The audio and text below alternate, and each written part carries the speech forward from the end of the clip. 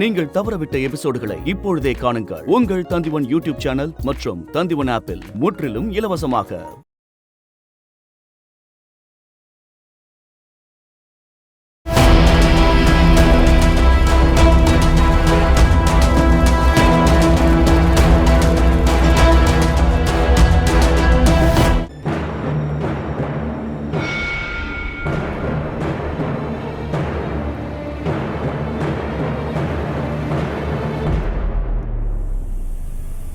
புரு, ஒருவேளை பார்சினும் அவங்க குடும்பமும் தப்பிக்க போறது அலெக்சாண்டருக்கு தெரிய வந்துச்சுன்னா கண்டிப்பா அவங்க எல்லாரையும் அவன் கொன்னுடுவான்.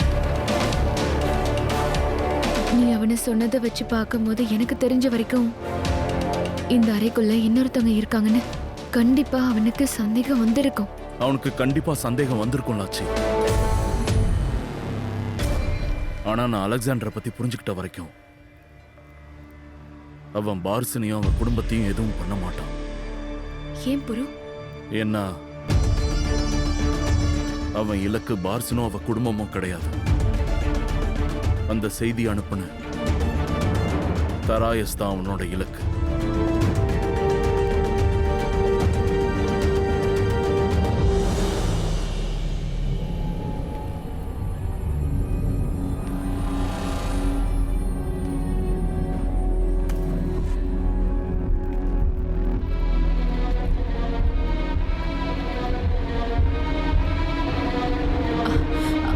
என்னாச்சு ஷா?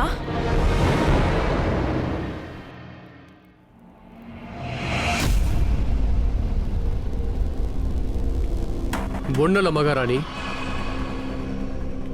நான் உங்களுக்கு ஒரு நல்ல செய்தி சொல்ல வந்திருக்கேன்.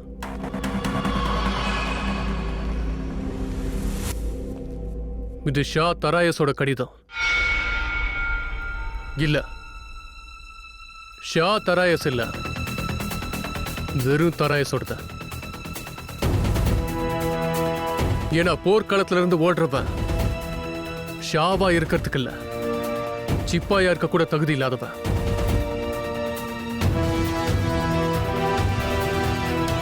என்ன இளவரசி பார்சின், நான் சொன்னது சரிதானே?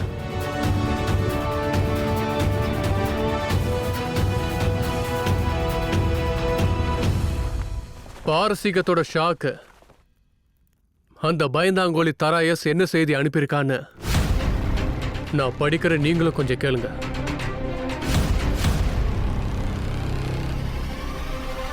பாரசீகத்தோட போர்ல ஜெயிச்சதுக்கு வாழ்த்துக்கள் அலெக்சாண்டர். நான் உன்னோட தைரியத்தையும் உன்னோட அறிவையும் பாராட்டுறேன். நான் உன்னோட இந்த வெற்றிக்கு ஆதாரமா நான் உன் கூட நட்பு பாராட்டணும்னு ஆசைப்படுறேன். நான் உன்னோட இந்த நட்புக்கு பரிசா இந்த பாரசீகத்தோட பாதி நாட்டையே கொடுக்கறேன். பாரசீகத்தோட தங்கத்துல பாதியை உனக்கு நான் கொடுக்கறேன். அது மட்டும் இல்ல, என்னோட மக பார்சினையும் உனக்கு திருமணம் பண்ணி வைக்கிறேன்.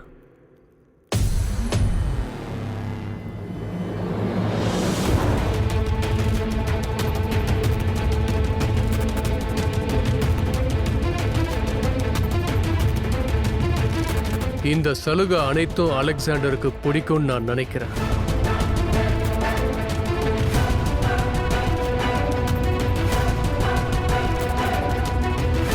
நான் அனுப்பின சலுகையை வேண்டான்னு சொல்ற அளவுக்கு நீங்க ஒன்னும் முட்டாள் கிடையாதுன்னு எனக்கு தெரியும் அலெக்சாண்டர்.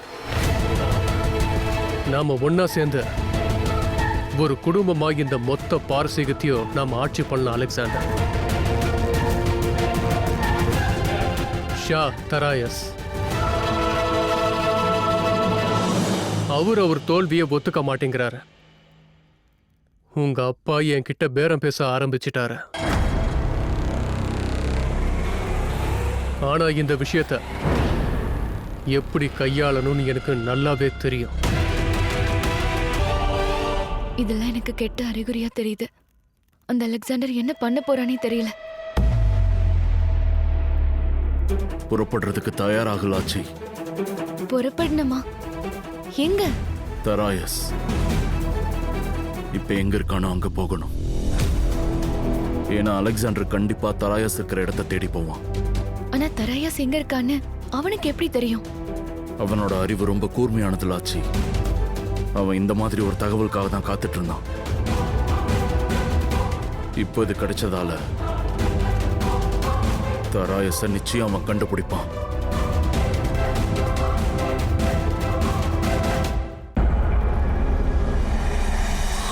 அந்த தராயஸ் எங்க இருக்கான்னு கூட தெரியாம இந்த கடிதத்துக்கு நான் எப்படி பதில் அனுப்புவேன்னு தானே நீ இப்போ யோசிச்சுட்டு இருக்கன்னு எனக்கு நல்லாவே தெரியும்.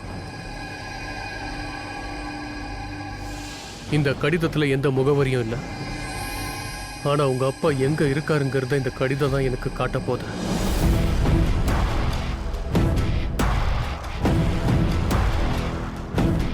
இந்த கடிதம் எழுதப்பட்ட துணியில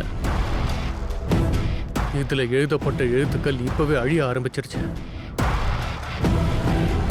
அப்படின்னா இந்த கடிதம் வந்த இடம் ரொம்ப சூடாகவும் ரொம்பவும் வறண்டு போன இடமா இருக்கும்னு நினைக்கிறேன்.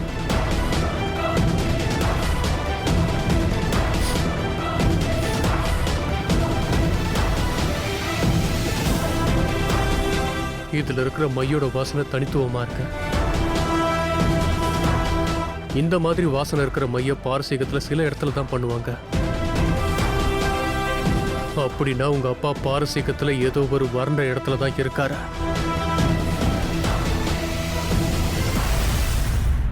அது மட்டும் இல்லாம இந்த கடிதம் அனுப்பப்பட்ட அந்த பெட்டி, அப்படிப்பட்ட வடிவத்தில் இருக்கிற பெட்டி இந்த உலகத்திலேயே ஒரே ஒரு இடத்துல தான் செய்யப்படும். பாக்டீரியா. உன்னோட கோழ அப்பா பாக்டீரியால தான் ஒளிஞ்சிட்டு இருக்காரு. உங்க அப்பா எங்க இருக்காருன்னு தெரிஞ்சிருச்சு. இப்பவே அந்த கடிதத்துக்கான பதிலை நான் அனுப்பிடுறேன். ஹெஃபாஸ்டியன்,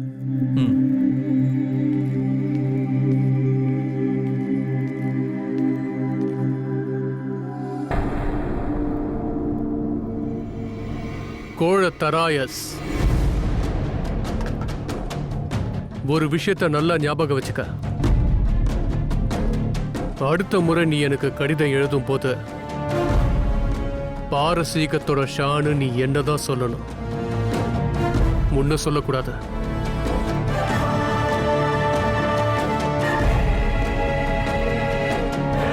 ஏன்னா போர்ல மட்டும் கிடையாது, உன்னோட ராஜ்யத்திலே நீ என்கிட்ட தோல்வி அடைஞ்சிட்ட. அலெக்சாண்டர் ராஜ்யத்தையும் நட்பையும் கண்டிப்பா ஜெயிப்பான். ஆனா எப்பவும் ஒப்பந்தம் வச்சுக்க மாட்டான். அது மட்டும் இல்ல, என்கிட்ட ஒப்பந்தத்தை அனுப்பி நீ ஒரு ஷா இல்ல, நீ ஒரு சாதாரண வியாபாரி தானே நிரூபிச்சிட்ட தராயஸ். உனக்கு பாரசீகம் கிடைச்சது ஒரு அதிர்ஷ்டம் மட்டும்தான். பாரசீகம் எங்க மெசடோனியாவை பல தடவை தாக்கியிருக்க. எந்த பகையும் இல்லாம எங்களுக்கு தெரிவிக்காமலே தாக்குதலை பண்ணீங்க. எங்களோட பல செல்வத்தை திருடினீங்க. அலெக்சாண்டர் என்ற நான் நீ திருடிட்டு போன பொருட்களுக்கோ நீ பண்ணதுக்கோ பதில் சொல்றதுக்காக தான் நான் இப்ப இங்க வந்திருக்க. நீ மறந்துடாத, நான் ஒரு சாதாரண இளைஞனும் கிடையாது, சாதாரண மனுஷனும் கிடையாது. நான் அந்த கடவுள் ஜியூஸோட மகன். பாரசீகத்தோட மண்ல கால் வச்ச முதல் மெசடோனியாவோட ஷா நான் தான். என்கிட்ட மகான் அகிலிஸோட போர் கூட இருக்க. நான் தான் அந்த கார்டியனோட முடிச்ச தனியா அவிழ்த்த. உனக்கே தெரியும்ல, யார் கார்டியனோட முடிச்ச தனியா அவிழ்க்கிறாங்களோ அவங்களால தான் ஆசியாவை ஆள முடியும்.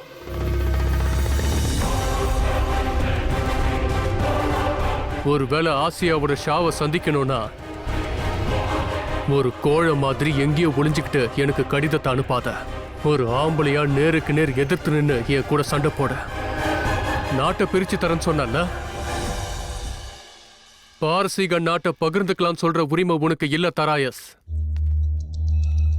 ஏன்னா பாரசீகம், அதோட செல்வங்கள்,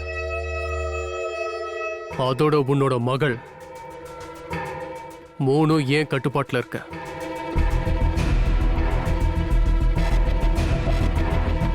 இந்த உலகன்ற காட்டுல நான் தான் ஒரே ஒரு சிங்கம். ஒரு சிங்கம் எப்பவும் தன்னோட இரைய பகிர்ந்துக்காது தராயாஸ். போர்ல சண்டை போட உனக்கு தைரியம் இல்ல, அதனாலதான் நீக்கு போர்க்களத்துல இருந்து ஓடிட்ட. ஆனா நான் உன்னை கண்டிப்பா கண்டுபிடிப்பேன் தராயாஸ். நான் உனக்கு 1 மாச கால அவகாசம் கொடுக்கறேன். ஒளிஞ்சிக்க முடிஞ்சா ஒளிஞ்சிக்க, உன்னால ஓட முடிஞ்சா ஓடு. ஏன்னா அலெக்சாண்டருங்கிற இந்த சிங்கம் தராயஸ்ங்கிற ஒரு நிறைய வேட்டையாடுறதுக்காக வந்துகிட்டு இருக்கான். இந்த முறையும் என் கிட்ட இருந்து ஓட போறியா இல்ல என் கையால சாக போறியா அப்படிங்கறத உன் குடும்பத்தினரும் கண்ணால பார்க்க போறாங்க.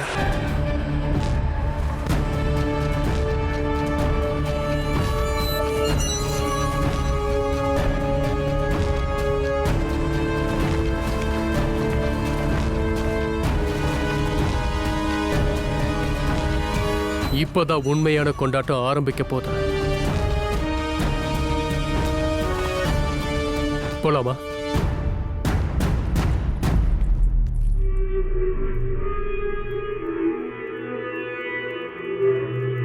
இங்கிருந்து போகிறதுக்கு முன்னாடி இன்னொரு முக்கியமான விஷயத்தையும் நான் முடிச்சு ஆகணும்.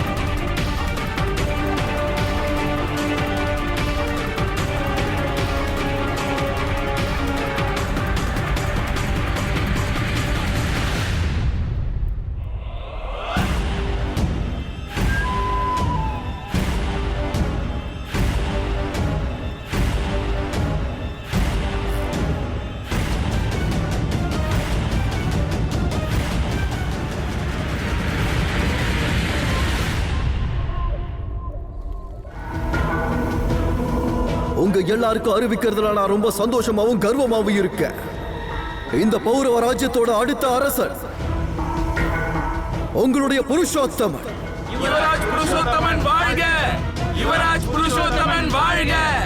யுவராஜ் புருஷோத்தமன் வாழ்க! யுவராஜ் புருஷோத்தமன் வாழ்க!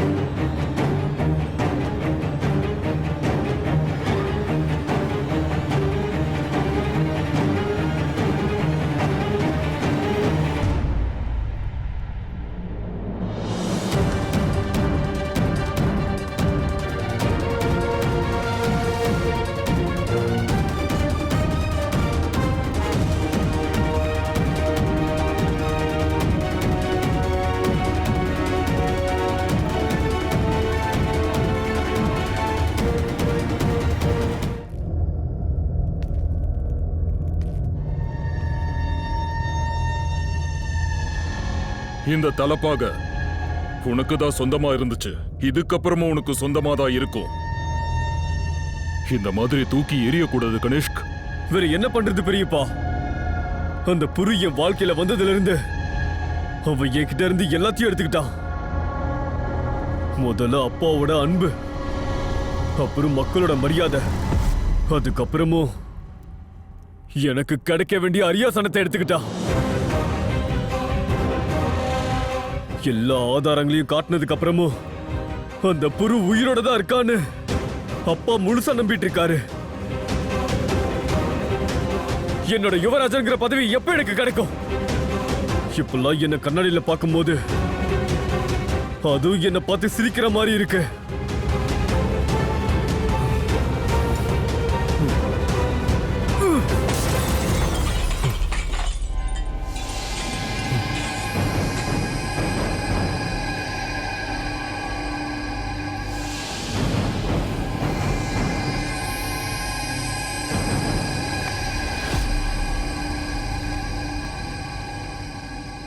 உங்க அப்பா புருவோட வருகைக்காக காத்துக்கிட்டு இருக்காரு. ஆனா அதுக்காக நீ இந்த பௌரவ ராஜ்யத்துக்கு யுவராஜனாகிற முயற்சியை கைவிடாத. முயற்சி பண்றதுனால எந்த லாபமும் கிடையாது. நம்ம எவ்வளவு முயற்சி பண்ணாலும் நம்மளால அப்பாவை நம்ப வைக்கவே முடியாது.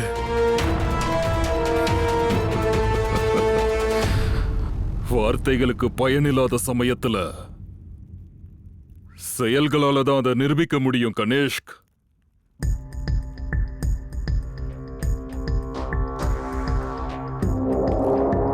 நீங்க என்ன சொல்ல வரீங்க? உங்க அப்பாவுடைய அந்த தைரியத்தையும் நம்பிக்கையையும் உடைக்கக்கூடிய ஒரு திட்டம் என்கிட்ட இருக்கு. நாம சொன்னதை அவர் நம்பாம இருக்கலாம், ஆனா அவர் மனசுல இப்ப தோன்ற சந்தேகங்களை நிராகரிக்க முடியாது. நாம இப்ப பண்ண வேண்டியதெல்லாம், புரு இல்லாத இந்த சமயத்துல ஒருவேளை அவருக்கு ஏதாவது ஆயிடுச்சுன்னா இந்த ராஜ்யத்தை யார் பார்த்துப்பாங்கன்ற கவலை அவர் மனசுல உண்டாக்கணும். அவர் மனசுல எப்படி இந்த எண்ணத்தை கொண்டு வருது? உங்க அப்பாவோட மனச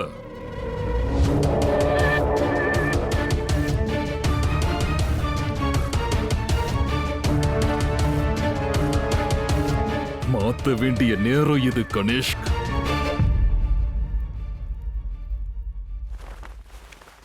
நான் உனக்கு சத்தியம் பண்றேன்,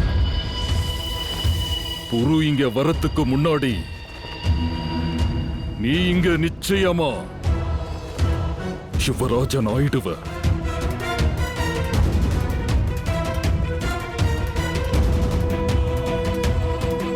இந்த முறை நான் போட்டிருக்கிற திட்டம் கண்டிப்பா தோக்காது.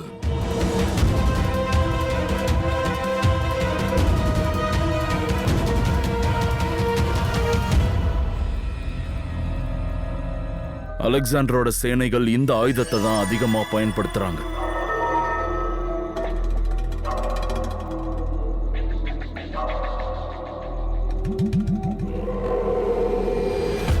பார்சினுக்கு உதவி பண்ண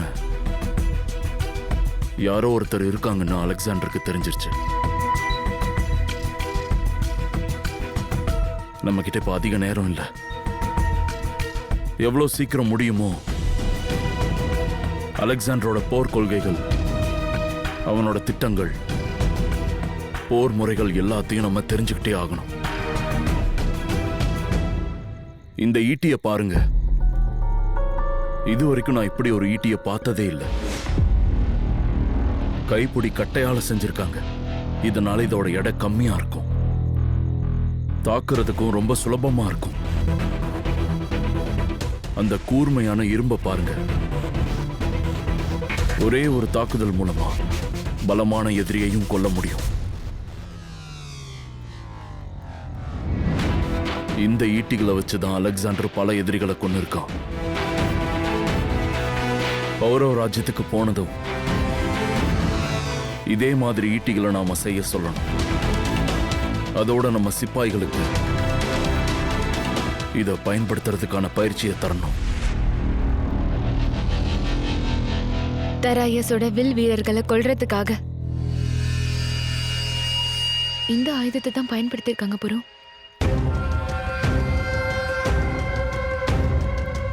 இன்னைக்கு காலையில மாசிடோனியாவோட சிப்பாய்கள் இதை வச்சு பயிற்சி பண்றதை நான் பார்த்தேன். அவங்க பயிற்சி பண்ணும்போது அவங்களுக்கு தெரியாம எடுத்துட்டு வந்தேன்.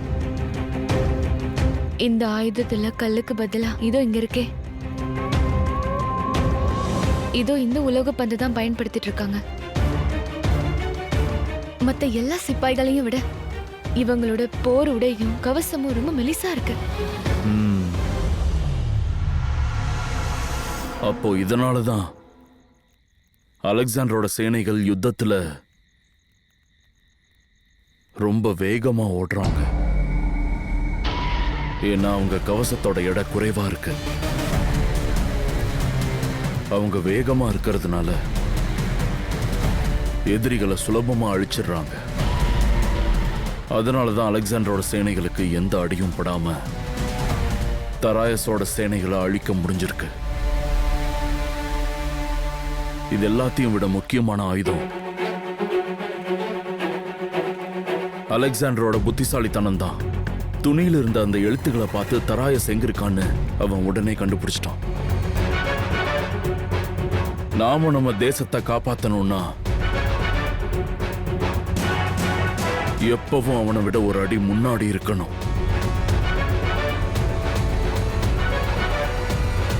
முதல்ல அவன்கிட்ட எத்தனை கப்பல் இருக்குன்னு நம்ம எப்படியாவது கண்டுபிடிச்சாகணும். ஒரு திட்டம் போட்டு அவன் கப்பலை சேதப்படுத்தணும். அப்பதான் அவன் பாரதத்துக்கு வரும்போது குறைவான சேனைகளை கூட்டிட்டு வர முடியும். இன்னொரு விஷயம், இந்த ஈட்டியை தவிர்த்து இன்னும் நிறைய ஆயுதங்கள் இருக்கு. அந்த ஆயுதங்களை பத்தி நம்ம கண்டிப்பா தெரிஞ்சுக்கிட்டாகணும். அங்க பாரு புரு.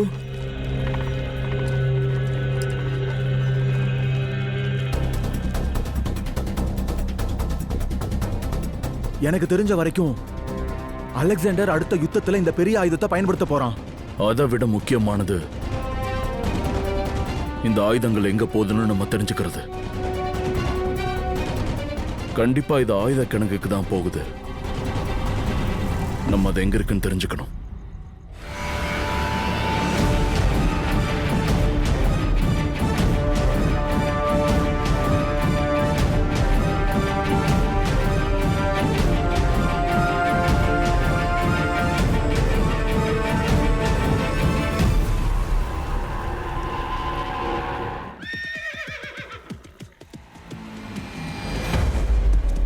அடுத்த ஆணை வர வரைக்கும் யாரும் இங்கிருந்து போக கூடாது. ஷா அலெக்சாண்டர் வராரு. நீங்க எல்லாரும் அவரை வரவே இருக்கணும். அலெக்சாண்டர் இங்க வரான் அப்படின்னா பார்சனுக்கு உதவி பண்றது யாருன்னு தெரிஞ்சுக்கதான் அவன் இங்க வந்துட்டு இருக்கான்னு நான் நினைக்கிறேன் லாச்சி. இப்ப நாம ரொம்ப கவனமா இருக்கணும். என்ன நடந்தாலும் நம்ம திட்டத்திலிருந்து விலகி போக கூடாது. நானும் அந்த அலெக்சாண்டரும் சந்திக்க போற நேரம் ரொம்ப தூரத்துல இல்ல. இன்னும் கொஞ்ச நேரத்துல நாங்க 2 பேரும் நேருக்கு நேரா சந்திக்க போறோம்.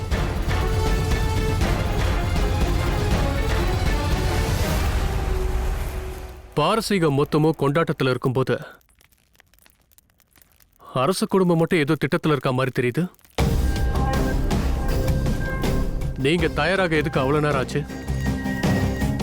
அதான் நான் தான் சொன்னேனே, என்னோட தங்கச்சி மயக்கம் போட்டு விழுந்துட்டான்னு. ஓ, ஞாபகம் வந்துருச்சு. ஒருவேளை இளவரசி ட்ரிப்பீஸ் மயக்கம் போட்டுட்டாங்கன்னா அறையில இருக்கிற எல்லா ஜன்னல்களையும் திறந்து வச்சிருக்கணுமே. திறந்த வெளியில இருக்கிற காத்து பட்டா மயக்கம் தெரியும் தானே. ஆனா நான் அறைக்குள்ள வரும்போது அறையோட எல்லா ஜன்னல்களும் மூடி இருந்தது. ஆனா ஒரே ஒரு ஜன்னல் மட்டும் திறந்து இருந்தது. ஆச்சரியமா இருக்கே.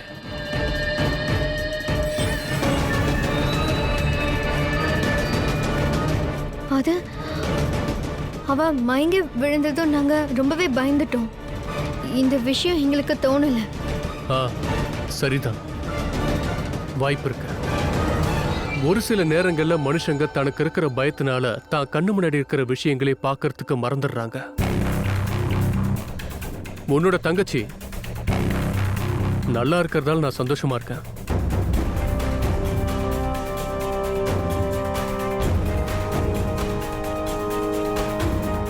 இந்த வாழ்க்கைய உங்களோட பாரசீக கண்ணாடி மாதிரி தான் இளவரசி. எப்போ எங்க எது மோதி உடையுங்கிறது யாருக்கும் தெரியாது.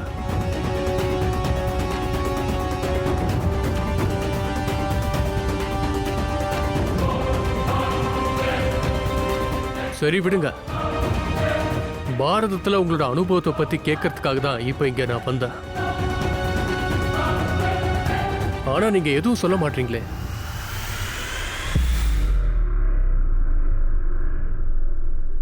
உங்களை பேச வைக்கிறதுக்கு நான் இன்னும் நிறைய வேலைகளை பண்ணணும்னு நினைக்கிறேன். அதுக்கான ஒரு உதாரணத்தை இன்னைக்கு ராத்திரியை நான் உங்களுக்கு காட்ட போறேன்.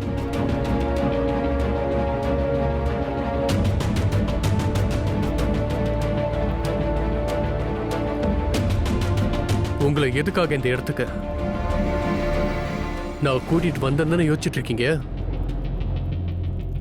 அப்ப கேளுங்க, நான் இங்க உங்களை கூட்டிட்டு வந்ததுக்கான காரணம், இந்த அலெக்சாண்டரை பத்தி நீங்க முழுசா தெரிஞ்சுக்கணும். என் கிட்ட இருந்து எந்த ரகசியத்தையும் நீங்க மறைக்க நினைச்சாலும் சரி, அது என்னைக்கும் என் கண்கள்ல இருந்து தப்பிக்காத. இன்னைக்கு ராத்திரி இங்க நடக்க போறத உன் கண்களால பார்த்ததுக்கு அப்புறமா நீயே என் கிட்ட வந்த. பாரதத்துல உங்க அப்பாவை தோக்கடிச்ச அந்த நபர் யாருங்கிறத நீயாவே என்கிட்ட வந்து சொல்ல போற. இன்னைக்கு ஒரு விஷயத்தை நீங்க புரிஞ்சுப்பீங்க இளவரசி. அலெக்சாண்டர் ஒரு சம்பவம் நடக்கிற வரைக்கும் காத்துட்டு இருக்க மாட்டான். நடக்க போற அசம்பாவிதத்தை தன்னோட கைகளாலேயே அழிப்பான்.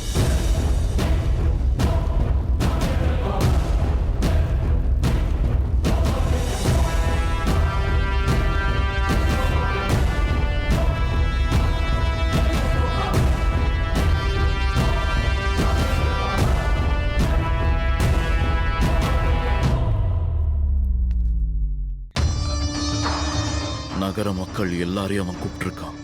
அவன் கண்டிப்பா ஏதோ ஒரு சம்பவம் பண்ண போறான்.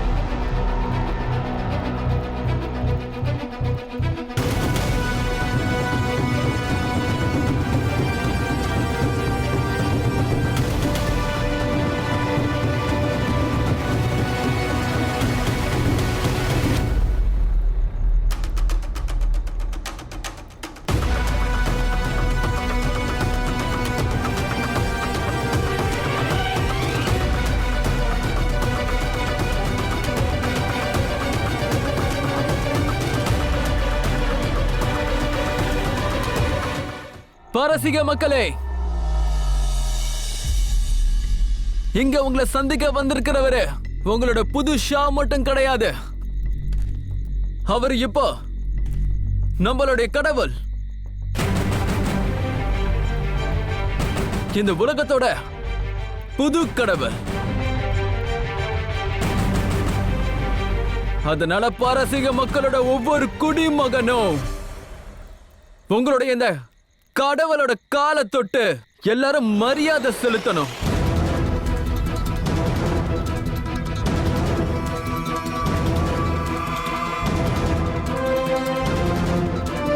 தன்னைத்தானே ஆசியாவோட பெரிய அரசன்னு சொல்றது மட்டும் இல்லாம இப்ப தன்னைத்தானே கடவுள்னு வேற சொல்லிக்கிறான். பலவீனமான மக்களை அவனோட கால்ல விழ வைக்கிறான். இல்ல ஹஸ்தி, அவன் தன்னோட முக்கியத்துவத்தை நிரூபிக்கணும்னு நினைக்கல. பார்சினோட முக பாவனைகளை தெரிஞ்சுக்கணும்னு நினைக்கிறான். பார்சினுக்கு உதவி பண்றது யாருன்னு அவன் தெரிஞ்சுக்க ஆவலா இருக்கான்.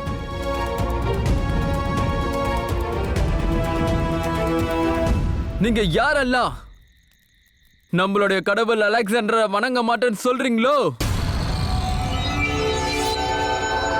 உங்களோட தலை வெட்டப்படும்.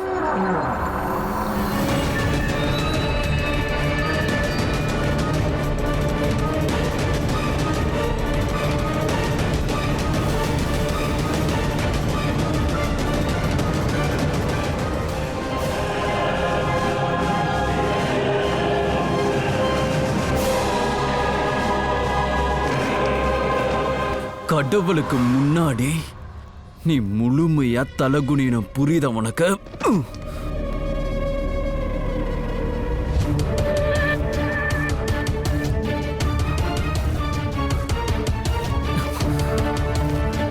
அடுத்த முறை எப்படி வணங்கணும்னு ஞாபகம் வச்சுக்கோ, இல்லைன்னா வணங்குறதுக்கு உன் உடம்புல தலை இருக்காதா?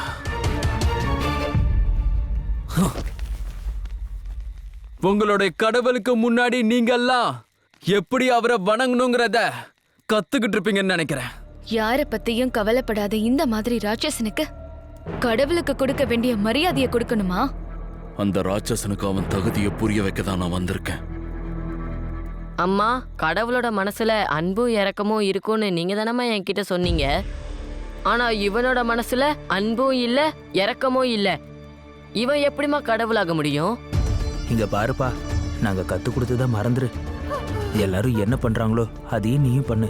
இது வெறும் சின்ன விளையாட்டு தான். விளையாடுறது உனக்கு பிடிக்கும்ல? ஆமாப்பா, இந்த விளையாட்டுல கடைசி வரைக்கும் யார் அமைதியா இருப்பாங்களோ அவங்க தான் ஜெயிப்பாங்க. இல்ல, நான் இந்த விளையாட்டை விளையாட மாட்டேன். இந்த இரக்கம் இல்லாத மனுஷன் முன்னாடி நான் மண்டிட்டு வணங்கவே மாட்டேன். அவனை தூக்கிட்டு வாங்க.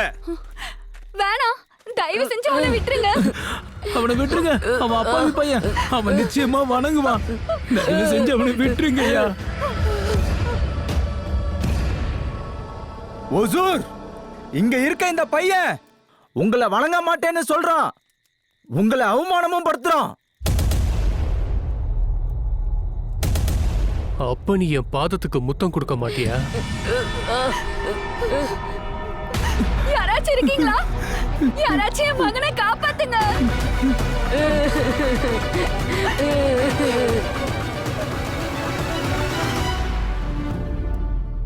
அமைச்சர் சிவதத், இன்னைக்கு இந்த அமைச்சரவையில நான் தீர்க்க வேண்டிய மக்கள் புகார் ஏதாவது இருக்கா? ஆம் மகாராஜா.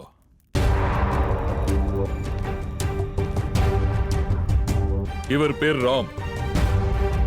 பௌரவ ராஜ்யத்துல ஆபரணங்களை செய்யறவர்.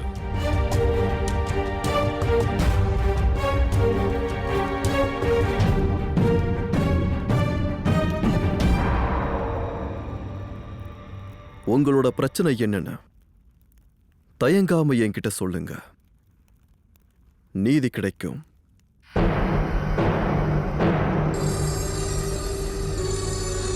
ஏன் அமைதியா இருக்கீங்க? பிரச்சனை என்னன்னு சொல்லுங்க. மகாராஜா, நான் ஒரு பொற்கொல்லன். நான் என் 2 மகன்களோட ஒரு சின்ன கடையை நடத்தி வரேன்.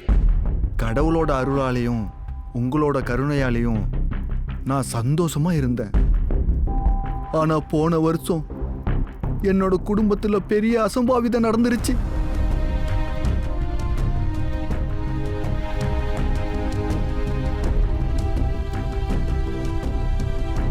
தன் மக்களோட சேவைக்காக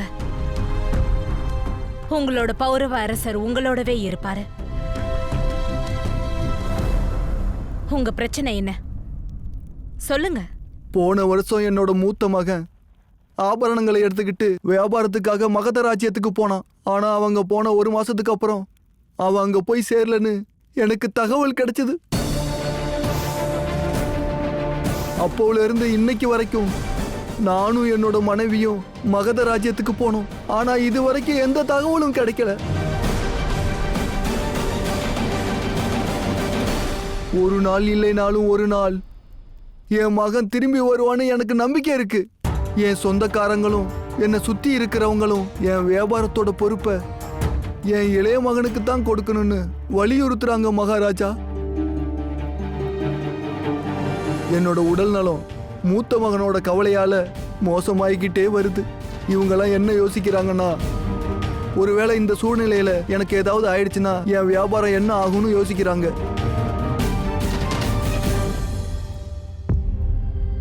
மகாராஜா, எனக்கு முழு நம்பிக்கை இருக்கு. எனக்கு நல்லா தெரியும், என்னைக்காவது ஒரு நாள் என் மூத்த மகன் கண்டிப்பா என்னை தேடி வந்துருவான் மகாராஜா. என் வியாபாரத்தோட முழு பொறுப்பையும் என் மூத்த மகன்கிட்ட தான் கொடுக்கணும்னு ஆசைப்படுறேன் மகாராஜா.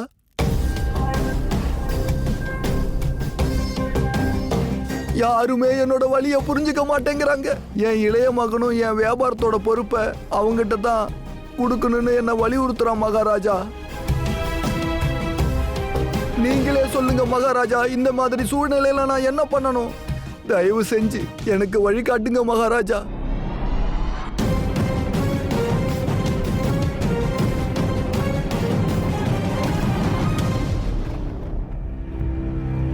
உங்க கஷ்டம் என்னன்னு எனக்கு நல்லாவே புரியுது பெரியவரே. தன்னோட பிள்ளைகளை இழக்கிறதா ஒரு அப்பா அம்மாக்கு இந்த உலகத்திலேயே மிகப்பெரிய வழியா அது இருக்கும்.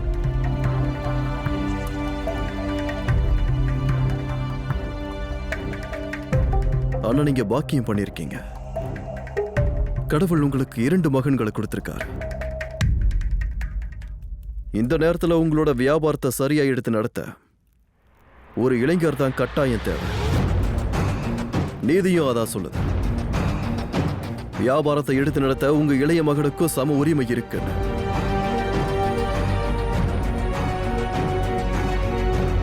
உங்களுக்கு வியாபாரத்தோட நுணுக்கங்களும் ரொம்ப நல்லாவே தெரியும்னு எனக்கு தெரியும்.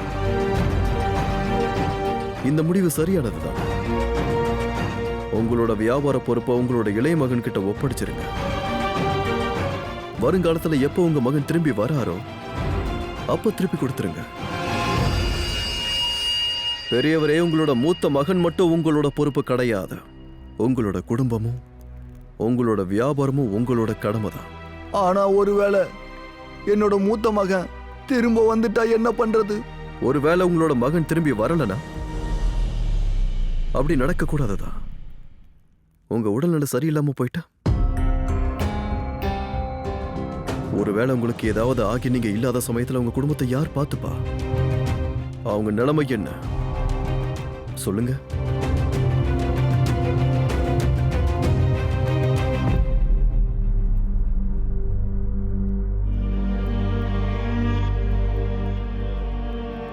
அம்பு இலக்க தாக்கிடுச்சு கணேஷ்க். அந்த ராமோட குடும்பத்துல என்ன நடக்க போகுதுன்னு தெரியல. ஆனா அவனுக்கு கேட்கப்பட்ட கேள்விகளால வருங்காலம் என்னன்னு தெரிஞ்சிருச்சு.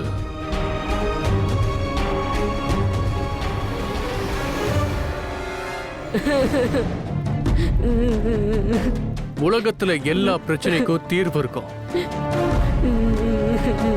என் முன்னாடி நீ வணங்க கூடாதுன்னு நினைக்கிறேன்னா அதுக்கான தீர்வும் என்கிட்ட இருக்கு.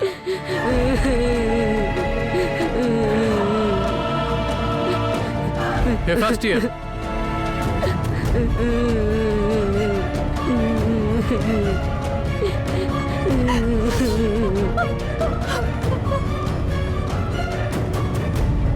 இல்ல, நீங்க இப்படி பண்ணக்கூடாது. அவ ஒரு அப்பாவி குழந்தை. குழந்தையோ கிழவனோ யாரா இருந்தாலும் சட்டம் எல்லாருக்கும் ஒண்ணுதான் இளவரசி. என்னோட உலகத்துல இருந்துகிட்ட என்னோட கட்டளையவே நிறைவேற்றலனா அப்பா அவங்களை இன்னொரு உலகத்துக்கு அனுப்பியே ஆகணும்.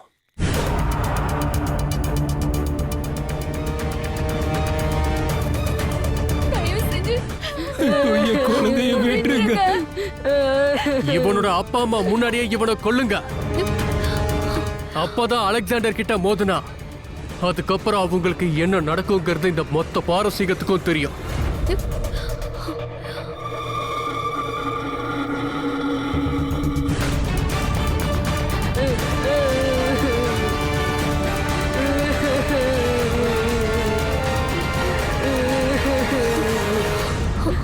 இங்க பாருங்க பாரசீக மக்களே, சிக்கந்தர் முன்னாடி தலை நிமிர்ந்து பார்த்தா என்ன ஆகுங்கிறத பாருங்க.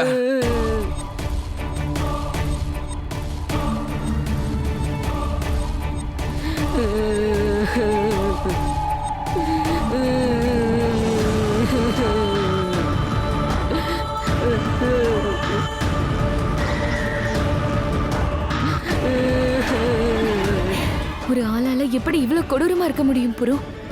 அவன் ஒரு சின்ன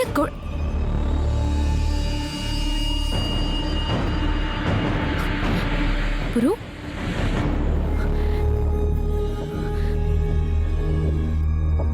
புரு எங்க போயிட்டான்?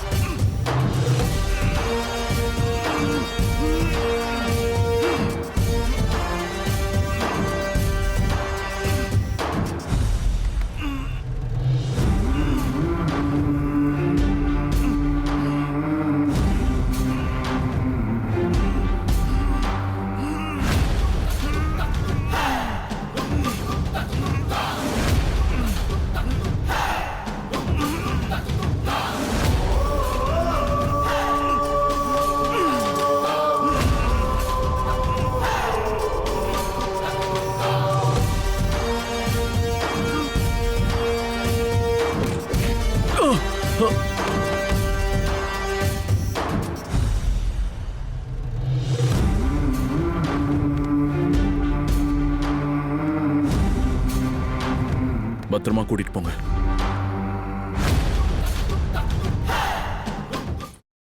Catch us on TV, Thandivan app, thandivan.com and YouTube.